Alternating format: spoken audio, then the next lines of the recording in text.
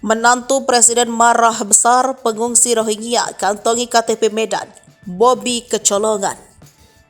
Sejumlah pengungsi Rohingya terkuak kantongi KTP dari kota Medan. Wali Kota Medan Bobi Nasution sampai-sampai tidak tahu kronologi pengungsi Rohingya bisa bawa-bawa nama kotanya. Menantu Presiden Joko Widodo ini pun mengambil sikap tegas. Fakta ini terungkap diduga saat seorang warga Bangladesh diamankan Polres Palu. Melansir dari Tribun Flores, imigran gelap asal Bangladesh itu bernama Awang. Nama itu berdasarkan yang tertera di KTP miliknya. Katanya KTP itu ia buat di Medan, Sumatera Utara. Awang mengungkapkan bahwa layanan tersebut diberikan oleh seorang warga dan membayar Rp300.000. Ia juga mengaku bahwa mereka datang dari Bangladesh ke Medan tanpa menggunakan paspor.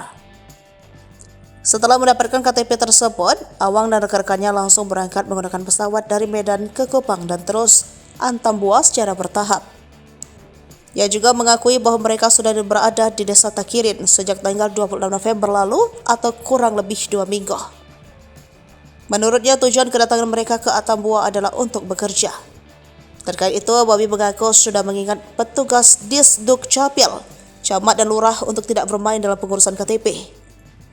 Apabila ada ASN yang terlibat dalam pemalsuan data, maka akan ditindak tegas. Menurut Bobby, untuk bertemu dengan pihak UNHCR juga sangat sulit. Bobby bahkan tidak mengetahui kantornya di kota Medan. Bobby meminta UNHCR berkoordinasi dan berkomunikasi yang baik dengan Pemkot Medan.